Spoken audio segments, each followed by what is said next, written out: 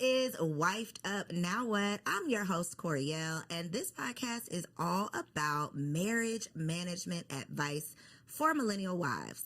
Wives like me who said I do and then try to figure out what the hell did I just do. So many of us were taught that getting the husband was the hard part, but what I'm realizing is that managing the marriage is where the real work comes in. So we have two wives in the building today. We got my girl Taccara and Mecca in the studio. Hi. Welcome to the show. Thank you. So for the people who are not familiar, start by just answering simple question: how long have you been married? And is this your first marriage? That was not a trick question.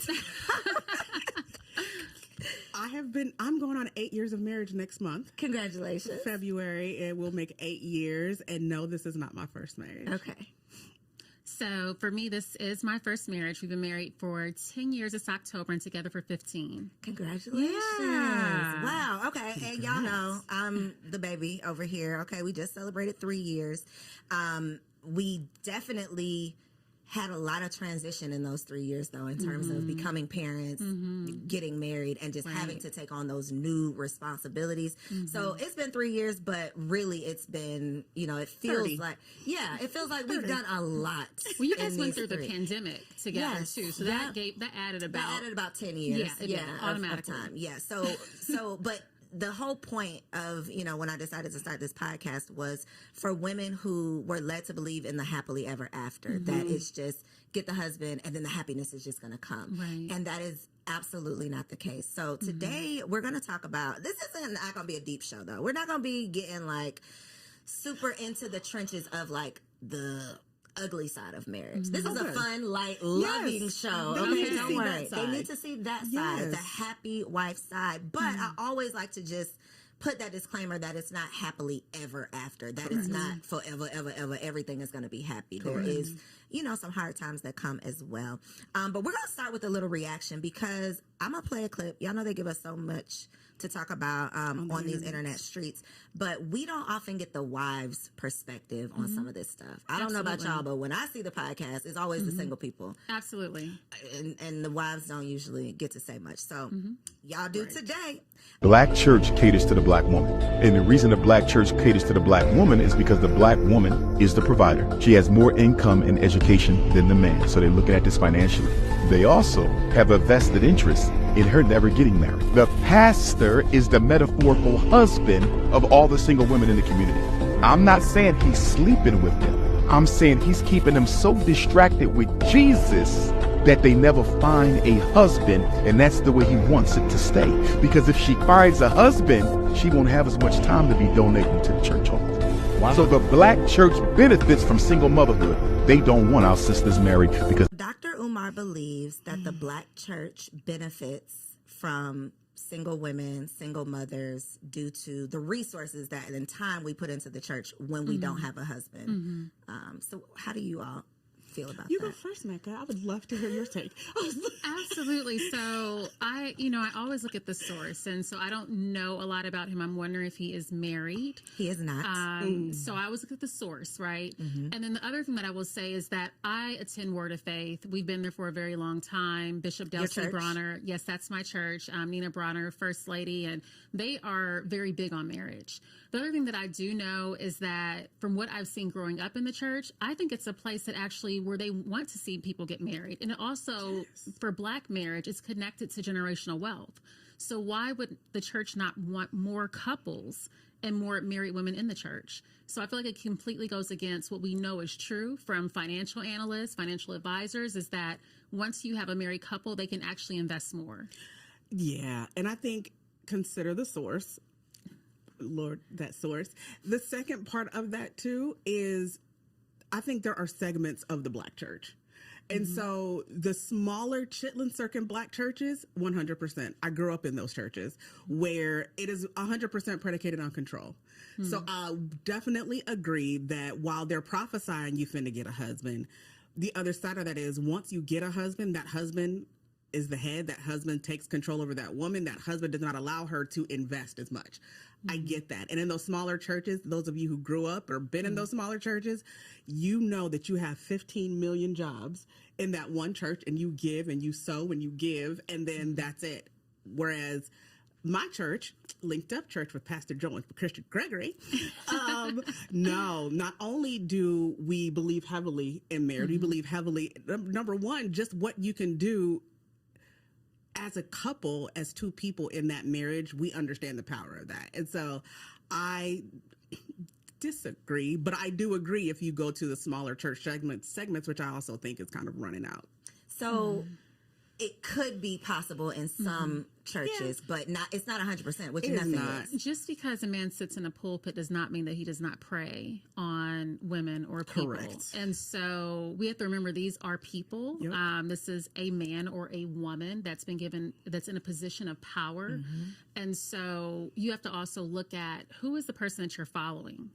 Honey. And so there are many pastors that we've seen fall or go on these sabbaticals every year because they have to step out, they step away from the church because something they did inside of the church. And so you have to just be very careful. Character is so important to me, Coriel. Like, I look at, does this person have character? I can care less about the person as well. What does his character look like?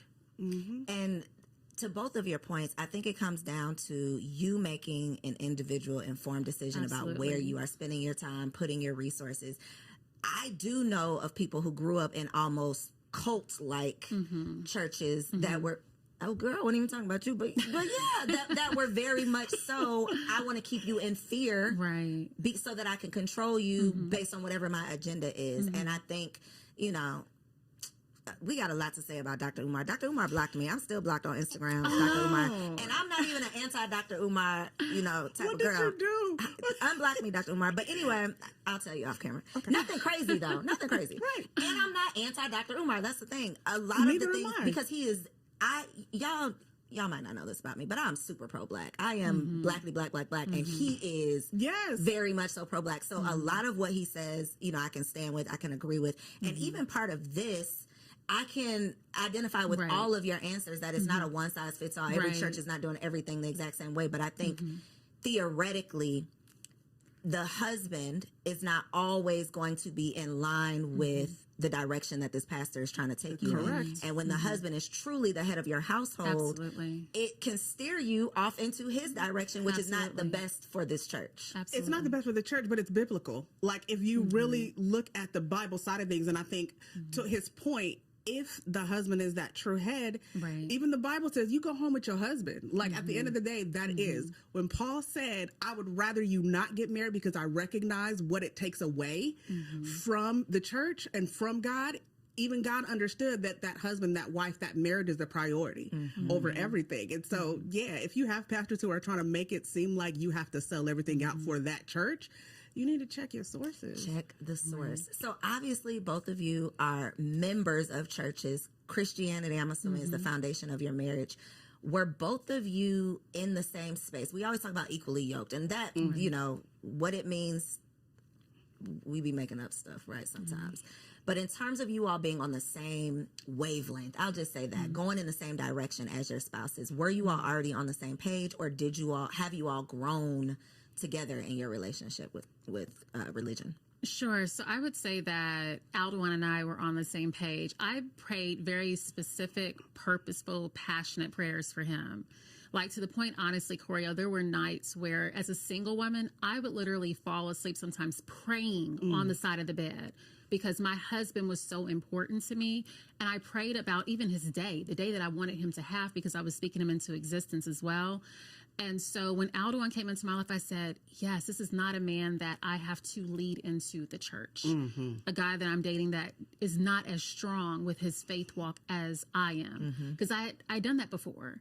And I wanted someone that could teach me some things. And as you know, my husband's not only a psychologist, but now he's a minister, which actually happened in the marriage. And that was different because he came to me and said, I think I want to, basically pursue and go into ministry and become a minister, licensed ordained minister.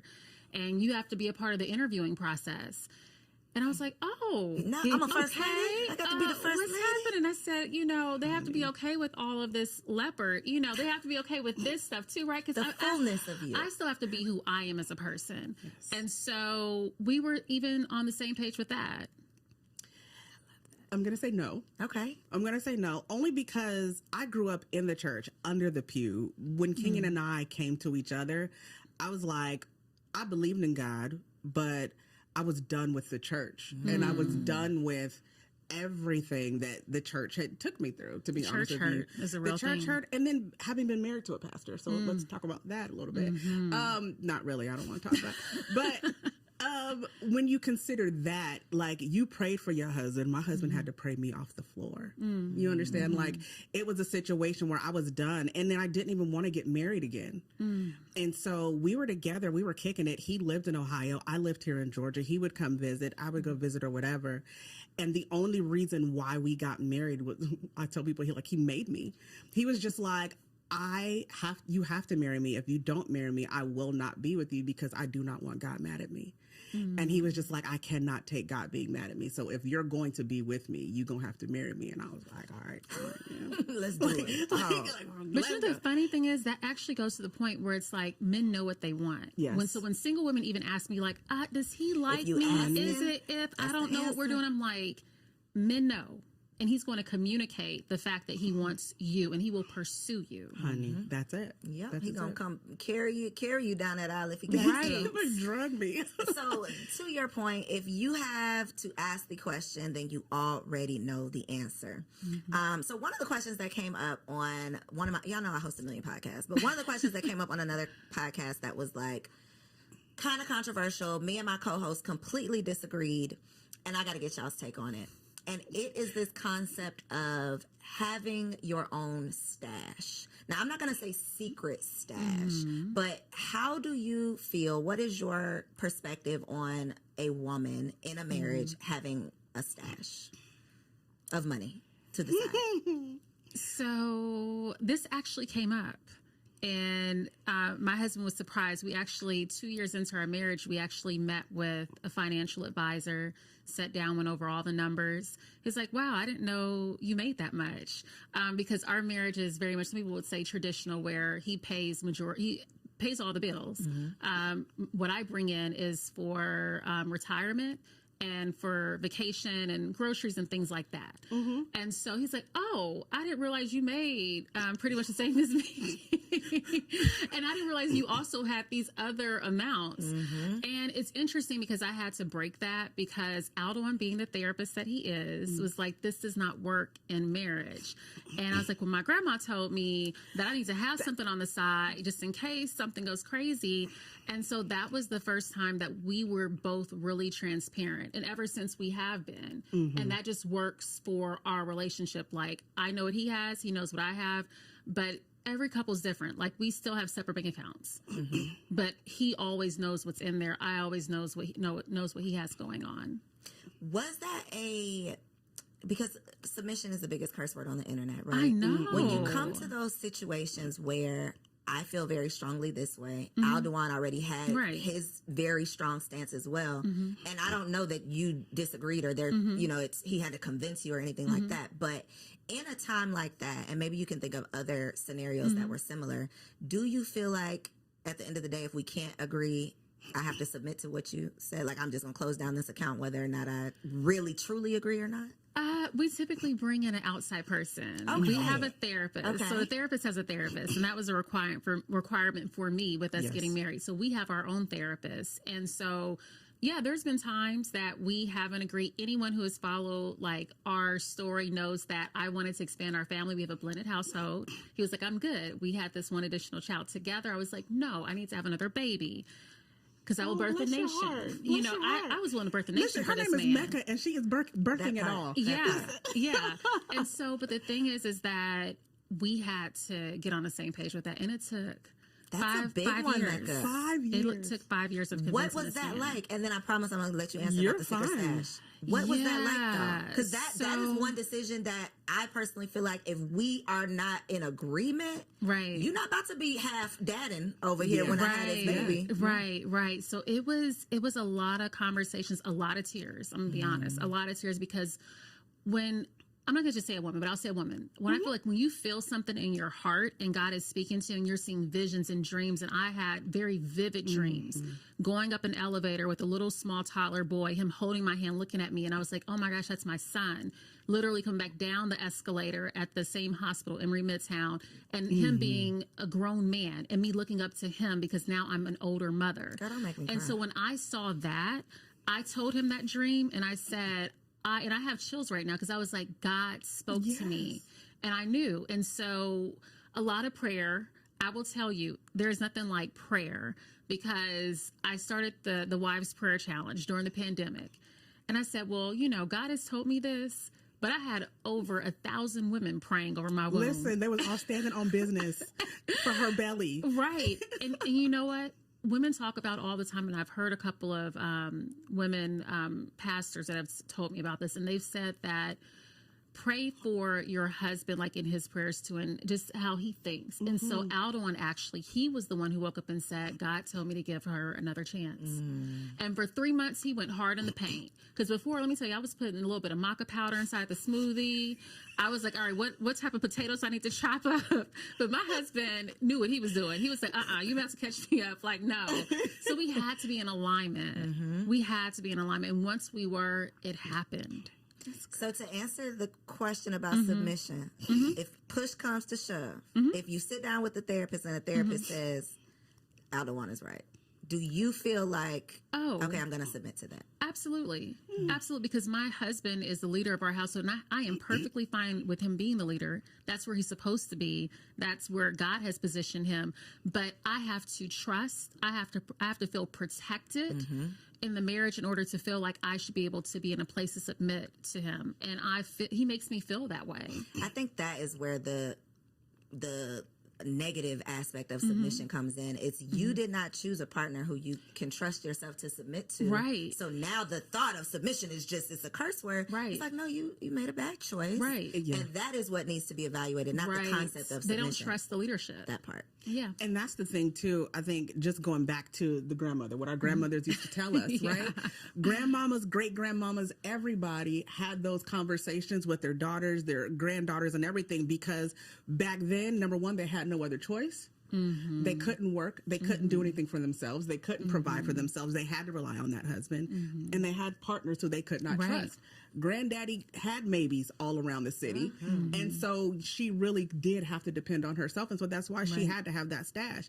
Me on today, the same thing. Yeah, we had that conversation in our book Covered. We talk about that. There should never be a thing where your spouse has to wonder what's going on in your life. And that's any area. That's money, that's whatever. And so if there's no open book with finances or anything, then again, can you really say you trust who you're married to? Right. Ooh, one thing that came up that I personally have experienced, and I'm still kind of working through it, is the business part. I have no problem in any other area, but I feel like this is my business. You know, this is my baby, you know?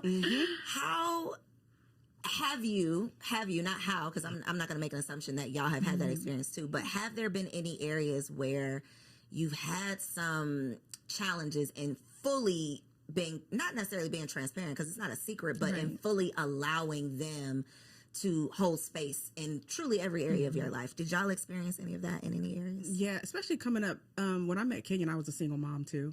I've been a single mom. Even when I was married before, I was still very much a single mom. So, you know, that sort of thing where you've taken it upon yourself to handle and carry and do everything. We got married, and I mean, we had all kinds of money coming in the house. Lights were getting shut off. Things were getting like missed because I was trying to carry it all on my own. I was trying to do everything because that's what I've always done. And he was just like, where do I fit in? Like, you can't invite me into your life and not provide space for me. So where do I fit in? And so it came to a point where like he had to just take stuff off my plate because things were falling apart, but I didn't know how to fix it. I didn't know how to carry it all on my own either. And so we had a big old blown up fight where me coming from abuse, and he would like yell at me sometimes, like, why are you not asking for help? Like, seriously, what is going on? And he's just like, I feel like you don't have any room for me here. So what do we have to do? And so we literally knocked down, drag out fight, where we had to lay down, little things, babe. Okay, here are all the bills, do all this. You take care of all of that because I can't, if my brain is over here, I can't have space for it over here. You take that. And so we had to work through every little detail of my life to give him space, and then for him to help me feel safe in that space, because it wasn't always easy. That is big. Again, y'all, I just be really host this podcast specifically for myself, because I just be like, girl, I'm trying to be wifey for life. You help me over here. One thing that made me think of, though, and I, was not a single mom, but I got married later. So I had this independence. I was already not stuck in my ways, but I had been accustomed to doing things the way I've been doing them. And handling all of the things, not having someone to ask to do this or do that. And my dad came to visit. The last time he came to visit, I had not went and got soap for the guest bathroom. And so my husband came downstairs and he's like, you ain't even getting no soap. And in my mind, I didn't get the soap because I had checked off 1,000 other things that I had gone to get. And it was in that moment that I realized, because at first I was like, damn, how could I forget the soap? How could I forget the soap? And then I'm like, wait a damn minute. You ran to 25 other stores. You did a million other things. Of course you forgot the soap because you were trying to do all of it. And so I think so often we don't ever have that moment where we pause and say, well, wait a minute. We just beat ourselves up, or we feel like we're, failing. Yeah. And it's really that self-awareness. It's knowing that it takes an adjustment, and it's not just going to be, he can't read your mind. That's another thing too. He don't even know about the soap. He didn't even have an opportunity to help out because I didn't ask for help. We've even created like a business, like even in the home, we have conversations. My mind goes a million miles per minute. You know this. You run a business. When it comes down to it, we'll say something, and as long as you told me yes, I'm running with it. I'm going. It's done. Like that's it. It's actually already done. Yeah, that's it. And so it got to a point where that would happen, and he would be like, "But that's not what I said. That's not what I meant by that." And so now we have conversations, and I'll follow it up with an email. I mean, like, just so we're on the same page. I love that.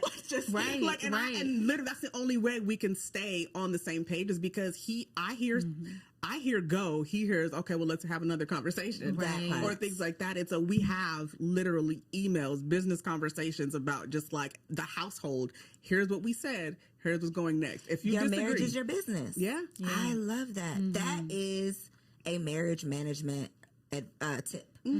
Treating your marriage like a business, not in being transactional, but in the seriousness. I respect this marriage so much. I value our growth so much that I'm going to over communicate. I'm going to officially communicate. I'm going to send your ass an email so that I can be sure that we're on the same page, because it's that serious. It really, even the small little things can turn into big things if they're not handled. What's one of your marriage management tips? I know you got a lot of them, because this is like what you do. You don't just do it for yourself, but you help assist other couples as well. Yeah, so I would say just being considerate and also compromising. Like the 2 big C's are the main reasons why I see through the Ring Formula coaching program for single women that we have together. What's it called? The Ring Formula. The Ring Formula? Girl, you have to say that slow. Yes, the Ring Formula. But that's the 2 things that I see a lot of business boss ladies where they just don't have it. They're not being considerate. They're not compromising within the marriage. I remember there were 2 different times. One time, we launched A Weekend for Love, which is our marriage retreat for couples. We launched that 5 years ago. We've helped hundreds of couples. It's one of the largest luxury marriage retreats. But with that, it's like he told me it can never be in a place where you're struggling and I'm living in a place of abundance. Like, how is that possible? But that can happen when you're not on the same page. And that's what happened, because I was investing all, even my own personal money, sponsorships. We had a sponsor that pulled out, and I was just like, I'm just going to make it work. And he was like, no, like, you're over here struggling, but I'm out buying a new suit. I'm drowning. How does that make sense? I could toss you a life jacket. Right. Yeah. But I didn't know how to ask for help. And we've got into these deep discussions, arguments, conflict, whatever you want to say, right? Deep discussions where he has said to me, don't work around me. I'm like, but I was just like making sure the kids are with the parents, and I wanted to make sure that it was easier for you. Girl. So I just did it. And he was like, you didn't even give me the opportunity to help you. I didn't even know that you needed help with the kids so that you can cover this and do this and this and that, because you didn't even say anything. And so the get it done mentality, I'm just going to do it because I've been doing it. I ran all these businesses. I've been able to get it done. Get out of my life, Mecca. It does not work. Right. It does not work. It's not sustainable. It's not sustainable. It's not. And if for all the women that want this alpha man, it certainly does not work with the alpha man. He ain't Girl, gonna we have be it. saying we want an alpha, but a lot of y'all are really compatible with a beta. You really want a Especially beta. these boss women. You don't want an alpha male. don't. You really don't. Because as soon as they tell you to sit down somewhere, you ain't going to know what to do with yourself. You want an alpha, you're attracted to an alpha, but you're Yes. truly compatible with a beta. Right. Is the truth, and nobody Right. wants to hear that. But I think it's so true. And to your point about the compromising, that is very tough when you are used to being in control. Yes. Of the outcome, because as a single woman, especially when we're talking about business and things like that, you can work real hard and make it happen. Right. In your marriage, you can work real hard all day, but you can't make anything happen. Right. How have you had to compromise without losing yourself? Because you don't want to compromise to the point where you've put your needs and wants and desires on the back burner, and now you're going to be resentful towards this man eventually because you've compromised yourself out of what you really want. But there has to be some type of balance. I don't know that I found it yet, to be completely honest with you. And I'll say only because when Kenyon and I started Ask the Martins and everything back in the day, we started it right after we got married. And it was completely by accident.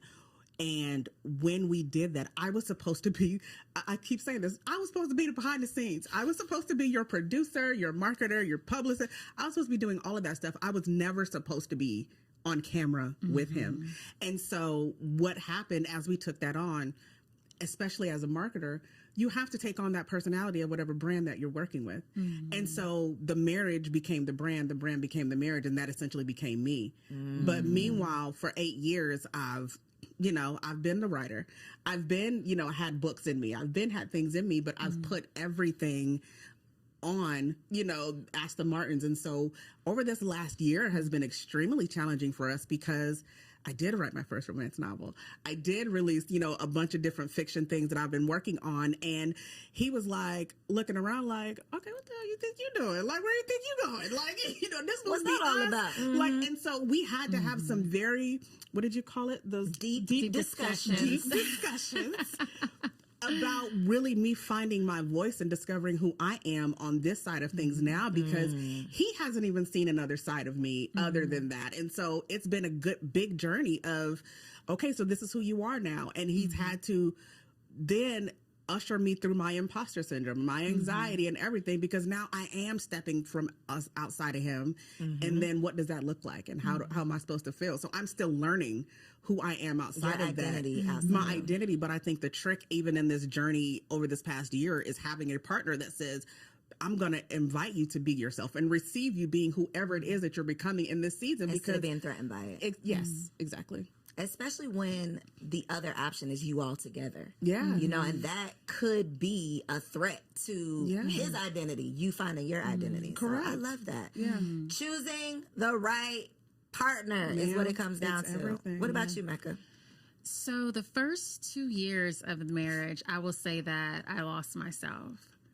And so I would say I did compromise myself, but it wasn't anything that he did to me or said, you need to change this. No, we be doing it to ourselves. We do it to ourselves. And I thought I would be a little bit of Claire Huxtable, a little bit of my mom, a little bit of my favorite aunts, and bring that into the marriage. And then I woke up one day through going to my own therapist, and I was like, I don't even know who this person is. And Aldewan was like, I don't even know who you're becoming. What are you doing? What are you doing exactly? Because we had our own separate brands, in the city, the things that I was doing with the health and wellness programs for women. And, he has his book, The Ring Formula, doing all of that speaking engagements. We had 2 separate identities.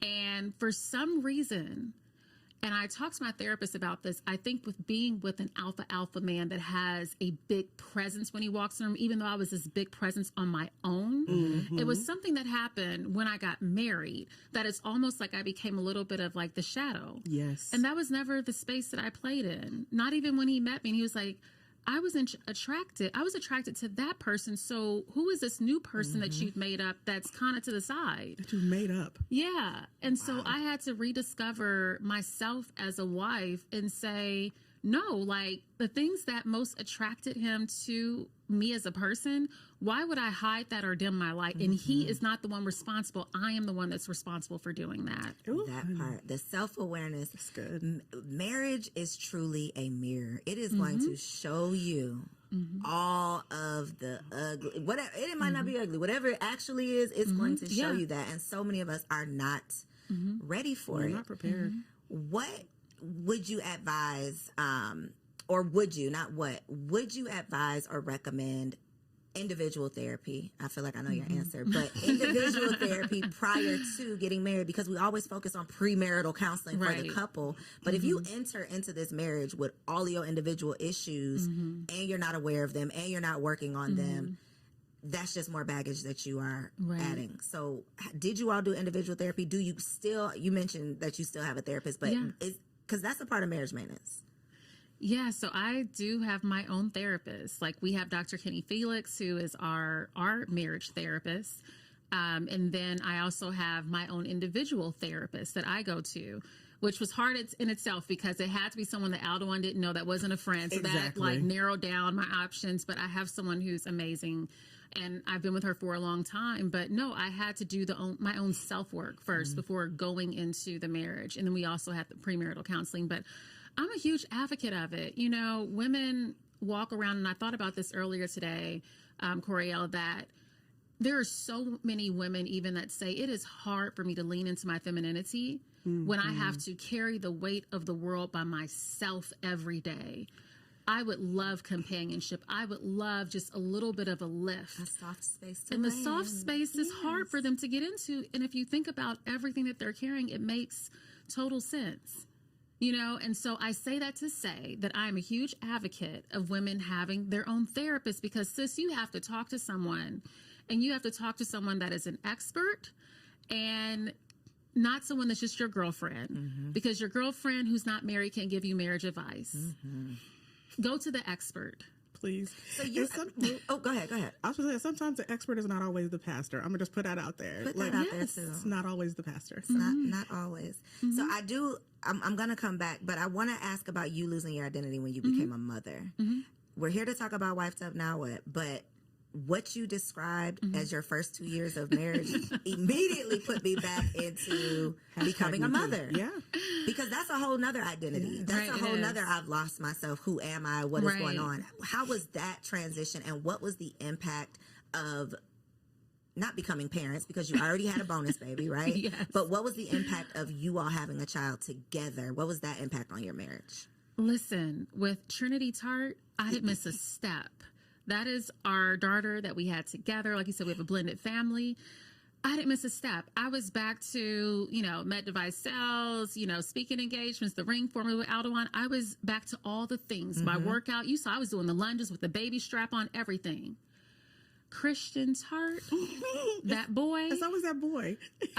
Yeah. So that actually has been the hardest. Like, my husband was like, you were losing yourself inside of him. Like, he was, even with breastfeeding, I breastfed him for 18 months. For Trinity, it was a year. And I knew that it was a moment when Christian walked up with a chip from, we had taco night, and literally walked up and went like this. Not dipping the chip.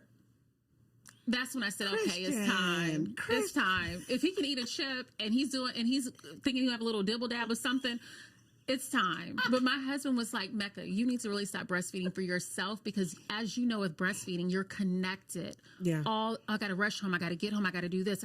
It's like, and so he's like, for your own separation, so that you can reclaim yourself. He was like, babe, I really need you to think about not breastfeeding anymore. And that was at the 18-month mark. And I cried about it and all of that, because it's, emotional. But yeah, I lost myself. And I will say, he's 2. He just turned 2. I am just now getting back to myself, Coriel.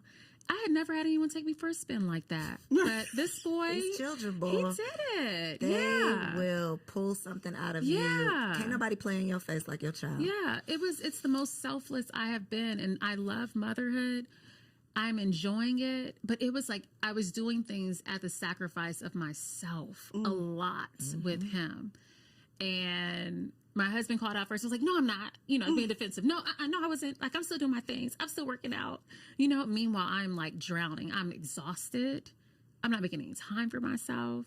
So yeah, I'm just literally getting back to it. And so sometimes it also takes longer. So if that's you, sometimes it takes longer, and that is okay. You have to appreciate the differences that happen with each child, or maybe it's your first. Yeah.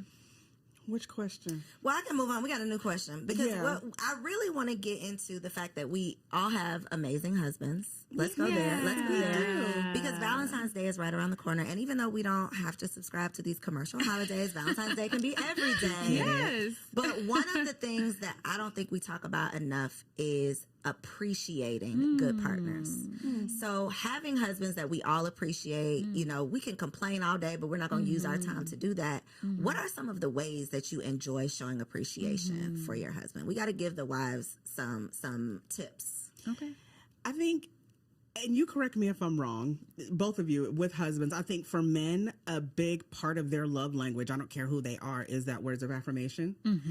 And it's easier for me because me and Kenyon literally live day in, day out together. Like, we're in the house together all day, every day. And so that's just us. But I think there's something to be said about people who also appreciate the journey of where they've come from. Because when we're in the house together all day, every day, I love you. Hey, thank you for doing that. Oh my God, I love you. Give me a hug. Like, we hug. We don't sleep in the same bedroom, but we get up and hug every morning. Pause. Flag on the play. Say that one more time. We do not sleep in the same bedroom at all. Like, well, that was not on my cards. Okay. Let's go there. How? Why? Please tell us about this. It started out as me snoring. Okay. And so that's how it started. But we have very different rhythms in how we move about our day and how we wake up or whatever. And so he has his room. I have mine. I wake up. Most mornings I'm up by 3:30, 4 a.m.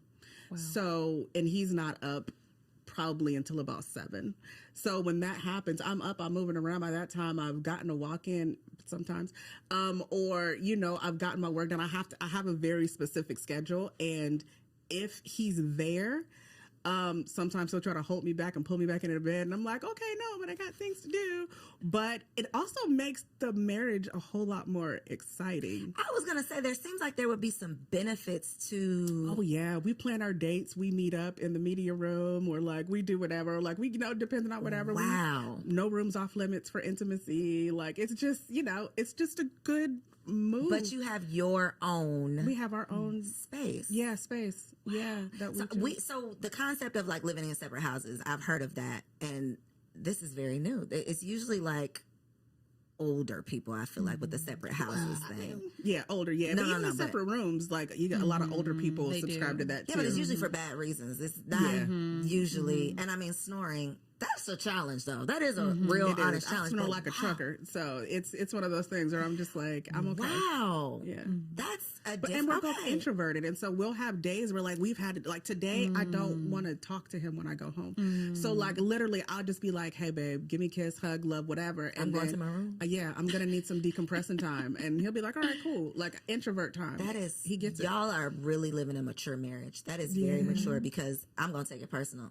We've had to talk about the man introverted. cave, You're introverted. I'm introverted. Are you really? Yes. Really? I can do this, and then I'm gonna run out the door and put my head down when the cameras go off. But you can have a man cave as long as the woman can come in. Like I am up under my husband, so I would take it personal if he was like, I've been thinking maybe we should have separate bedrooms, but the fact that y'all didn't, that's but we amazing. didn't, and it was an accident. It wasn't. I feel like if he would have come to me and said, "I think we need separate spaces," I probably would have like threw a fit or threw something at him, one or the other. But it was the fact that it kind of became a natural thing where we woke up one day, we're just like, "Well, this is okay. Are we okay? We're good." Like, and I can bust in his room anytime, like anytime, cuddle up on his couch or like get with him, whatever. Like, it's never like a mine and yours. It's all right. Whose room we kicking it in tonight? I love that. Okay. So appreciating these good men, you're saying words of affirmation. All so day. making sure that you're hyping him up. I think that it's like the elementary school. A lot of people still have that very elementary school. If I like you, I'm gonna be mean to you. I'm gonna say mean things. You know, Black women specifically are not known for, not that it doesn't happen, but we are not known to be lovey-dovey with our husbands. We're like that with our children, but we are not known to nurture our husbands in that way. So the fact that you know that that's the love language, and then you actually are doing it, I think that's big. What about you, Mecca? So I had to relearn his love language. And the reason why I say relearn, we were together, we dated for 5 years before we got married. And for his 40th birthday, I gave him my birthday, like what I would have wanted a birthday, the red carpet, 70 to 100 plus friends, largest cake I could find, you know, tailored suits, spa day, all in one day. He was like, I thought the spa was it. We got to go somewhere else. I was like, yeah, I have dinner set up. He's like, well, cancel reservations. I was like, no, but our parents are going to be there. And he said, oh, tell them I'm just not feeling well. Like the spa's great. I'm just going to stay in bed. I said, no, it's actually more than your parents, like a few more people. He was like, how many more people? I said, a few more. Girl, I had a whole surprise party, photographer. Yeah, so it took some time, you know, for 5 years before I actually said, okay, that's my love language, the gifts, you know, that is not his. He is words of affirmation. He is also someone who likes physical touch, which I knew that about him. But the gifts, that's me. The big surprise, all the people, oh my gosh, that's me. It is not him. For your next birthday party. Yeah, you know. And so literally for his birthday this year, he said, and he's celebrating his 50th, he was like, you know, I just want to go to an island by myself. Ooh. That's what. Were you offended by that? No, because he's been saying that for a long time. Like, he just wants to take a vacation by himself. And as you know, with Aldewan being a therapist, he is talking all day, every day. Processing other people's stuff.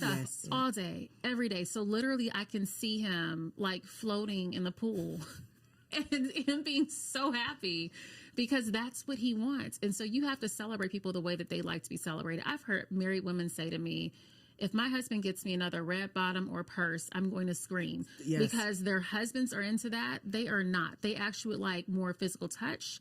They would like words of affirmation. They would like for their husbands to be present. But he's going to buy them a gift to just pacify it. So you truly have to know your husband's love language. Loving them in their language versus wanting them to speak your language. Right. You know, he has to love you in your way, but you can't love him in your way. Right. You have to love him his way. I love that. Very mature answers. That's why we got this 10 years of wisdom. Okay. I want to get into wifey keeping it spicy though, because Valentine's again is right around the corner. This is my subject. I know. I was about to say, I know Taccara is ready for this one. Okay. But what is your way, you as a wifey, keep it spicy? First of all, as a romance writer, I feel like this is my bag. Come on, I need to read one of your books. baby. Next one's coming out next month. I'll definitely. Okay. We'll link it below. It's one of those things where, yeah, you have a healthy imagination. And here's the thing for me personally, I did not get invited into my sexuality, I think, until I was close to 40. So it was one of those things where, like, growing up in the church, sexuality is hidden from a lot of us. And so I entered into this relationship with him from a spicy perspective and just like, hey, I mean, show me some things. And so it just came down to it where now I invite him to, we continue to learn and teach each other, and we have sex days. And so we sex days or dates? Okay. Dates. Like, yeah. And so that's what I'm saying. Like the separate bedroom thing is cool because like we'll be flirting throughout the day. Like tonight, don't forget what you told me. I can't wait.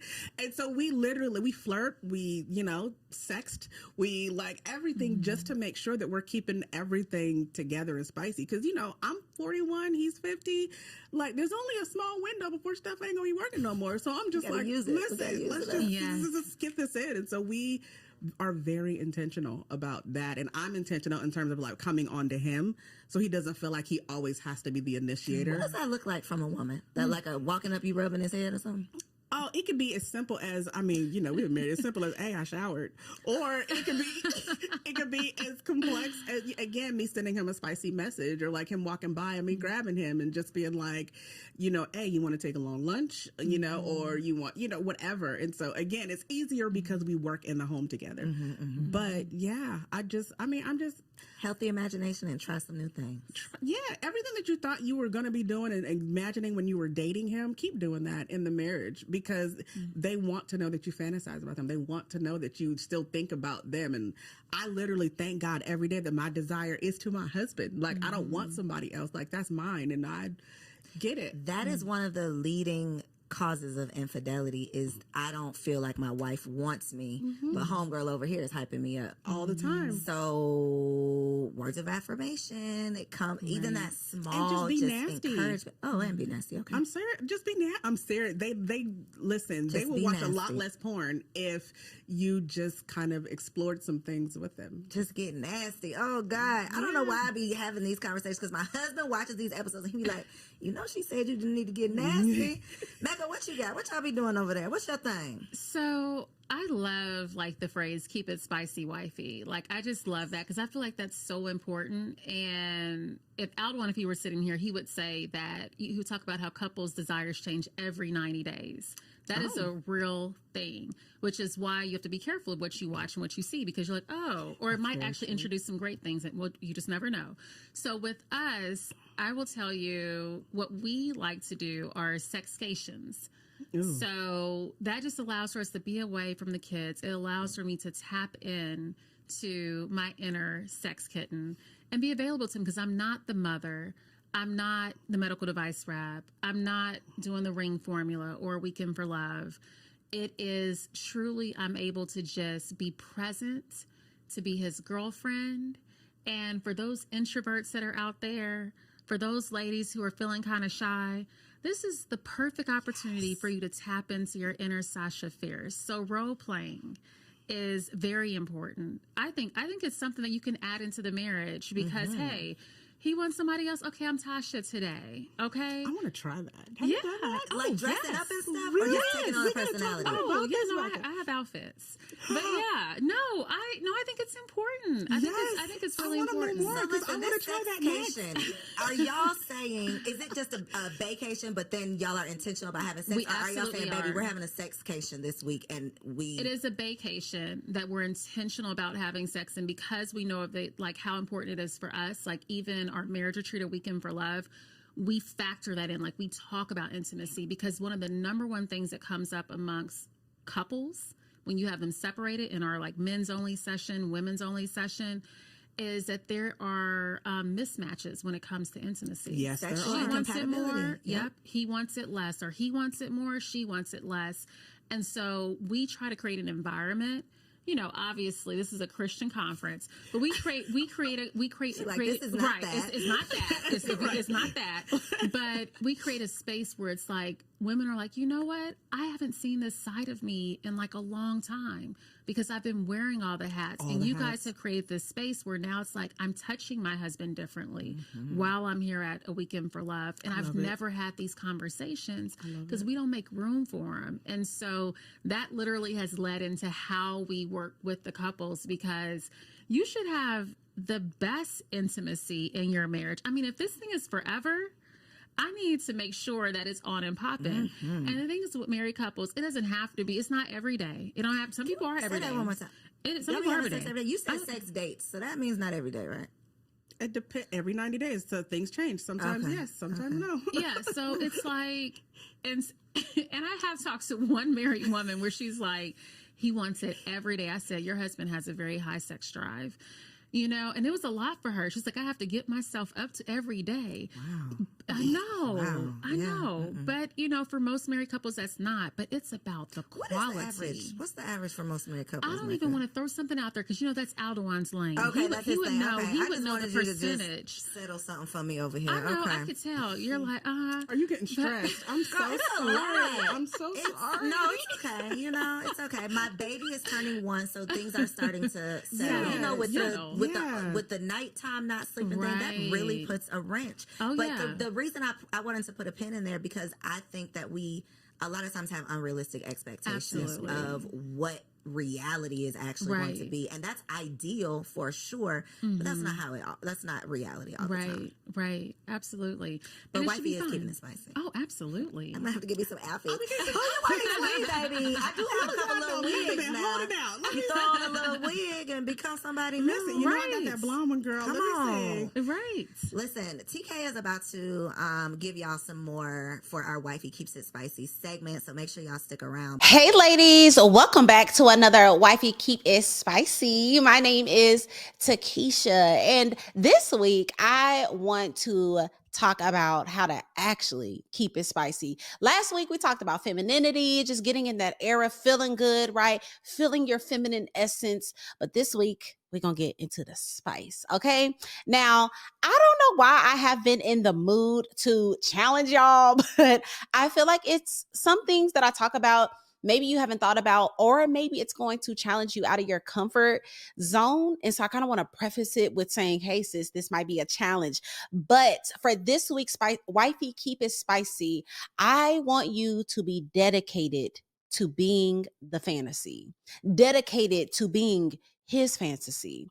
And the easiest way that we can slip up out of slip into going into everyday marital, this my boo, turnover, boring sex is that we forget to be dedicated to it because we keep doing the same thing. Now, listen to me, as a wife that is about to be with her man for almost 9 years in August, married 8 years in September, doing the same thing gets the thing done. Okay. Like a lot of times we're okay with that. But I always want you to keep him on his toes, keep him snatched up and obsessed with you. And we do this by being spontaneous. So let's dive into today how we can be dedicated to being the fantasy. This week, I want to challenge you to go ahead and take a trip. Go ahead and take a trip to that sex store. But we're not just going to go to the sex store. We are going to plan a date night. Yes, us ladies, we're going to plan the date night, and we're going to take our man to the sex store. And what I want you to do when you get into this sex store, I just want you to take your time and explore. And I think that this is so beneficial, especially if you are new in your marriage, because maybe you have not explored all the options or all of the desires or all of the things that your man possibly might be open to. So just walk around, get cute. Maybe you going in and you got your mindset on, you know what? In order to be dedicated to this fantasy, I'm gonna go ahead and give me some stripper heels, okay? Y'all know the thick platform 12-inch heels. Go get you some stripper heels, right? Or maybe you're getting a new toy that maybe you didn't know your man was open to, or maybe we're getting some position cards and we're going to get dedicated to pulling one out once a month or once every week or whatever the case may be. Just explore and look at the stuff, y'all. It's some wild things in there, and just begin to get comfortable with the conversation and have that vibe about you, like, hey, let's do it. Whatever it is, I want to do something new tonight, daddy. Whatever you have been holding back, are you open to me dancing for you tonight? Well, let's get these heels. And so I want you to be dedicated to being his fantasy. And in order to do that, sis, you got to be open to pulling something new out of the bag. Okay. So yes, we've been used to doing it this way, but this week we're going to do it this way. Tonight, I'm going to do something new for you. And it is up to you to plan it. So don't be afraid. Go to your local sex store. Go ahead and pick out a new toy, get those deck of cards, whatever it is that you and your man are comfortable with. I want you to open that conversation up again, even if you've already had it, like, hey, I want to spice it up, because here we keeps it spicy. Okay. So that is my tip for this week. I would love to hear your comments down below. Let me know, are you gonna go to the sex store, sis? You already kind of know what you're gonna get. Are you gonna actually do the challenge? I promise it's gonna make your marriage lit. Comment down below, let me know what you think. Before I let these amazing ladies go, both of them have resources that you probably need. So look in that camera right there and let them know what you got going on, where they can find you online, and how they can follow you on social media. Absolutely. So I am Taccara Martin, one half of Ask the Martins. I think for the sake of this, hit us up on askthemartins.com, askthemartins.com, and that's where we are everywhere on social. Romance stuff coming soon. Just keep it tuned. Wink, wink. All right. Thanks for having me. Mecca course. Tart. And you can find me on Instagram at Mecca Moore-Tartt. That's MECCA like the city, and Moore, 2 O's, MORETARTT. I would love to see you all at a Weekend for Love this year. It's going to be amazing. We always sell out. We are going to Cabo. And if you are single and you are watching this because you want the ring, my husband and I, Dr. Aldewan Tart, and myself, we do coaching with many women all over the world. And you can go to the ring formula because we want you to be intentional. We don't want you to be single next year. It's time for you to get the ring. Come on, theringformula.com. Yep. All right, we will make sure we link all of those resources below.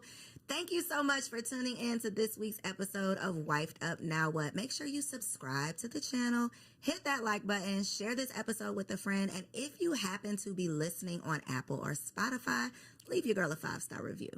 I'll catch you on the next episode. Peace.